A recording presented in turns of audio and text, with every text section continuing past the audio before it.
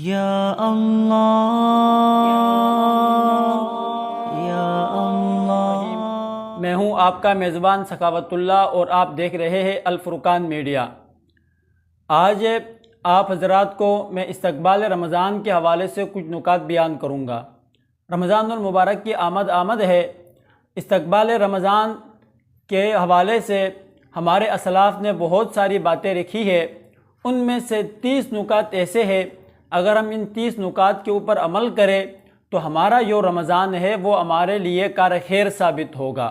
ان 30 نکات میں سے سب سے پہلا نقطہ جو ہے رمضان المبارک میں ہمیں سب سے پہلے جو کرنے کا کام ہے وہ یہ ہے کہ سب سے پہلے ہم فرائض و واجبات کی ادائیگی اور توبہ و استغفار کریں۔ نمبر 2، رمضان المبارک کے مسائل کو خود بھی سیکھے اور لوگوں کو بھی رمضان المبارک کے مسائل کو سکھائے۔ نمبر 3، اپنے نفس کو تقوی کا پابند بنائے۔ نمبر 4، صلح رحمی کا جو جذبہ ہے وہ اپنے دل کے اندر پیدا کرے۔ اور نمبر 5، اپنے دل کو پاک و صاف کرے۔ نمبر 6، گزشتہ روزے جو ہے وہ ان کی قضا کرے، یعنی کہ اگر کسی کا کوئی روزہ رہ گیا ہو، قضا روزہ ہے، تو وہ رمضان المبارک سے پہلے ان روزوں کی ادائیگی کرے۔ اور نمبر 7، دعاؤں کا معمول بنائے۔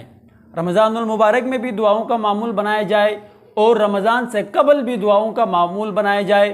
اور نمبر 8، صدقہ کرنے کی عادت اپنائیں۔ رمضان المبارک میں تو بالخصوص صدقے کی عادت اپنائیں اور رمضان سے پہلے ہی تھوڑا بہت صدقہ کر کے اپنے آپ کو رمضان المبارک کے لیے تیار کرے۔ نمبر 9، کثیر تلاوت کا معمول بنائیں، یعنی قرآن پاک کی جو تلاوت ہے وہ زیادہ سے زیادہ کیا جائے۔ نمبر 10، شب بیداری کی عادت اپنائیں، یعنی رات کو جاگنے کی زیادہ سے زیادہ عبادات کرے۔ اب سے ہی شب بیداری کی عادت اپنے اندر پیدا کرنی چاہیے۔ نمبر 11، انٹرنیٹ اور سوشل میڈیا سے اعتراض کرے۔ نمبر 12، ٹی وی کا اعتراض کرے۔ نمبر 13، رمضان سے پہلے آپ کی جو خریداری ہے اس خریداری کو مکمل کرے۔ نمبر 14، رمضان المبارک کے لیے جو کاموں کا بوجھ ہے اس کو ہلکا کرے، یعنی کہ جو ہمارے پہلے کے کام کاج ہے ان کو ہم پہلے ہی نمٹائے اور رمضان المبارک میں جو کام کا ہمارے اوپر بوجھ پڑتا ہے ان بوجھ کو ہم کم کر دیں۔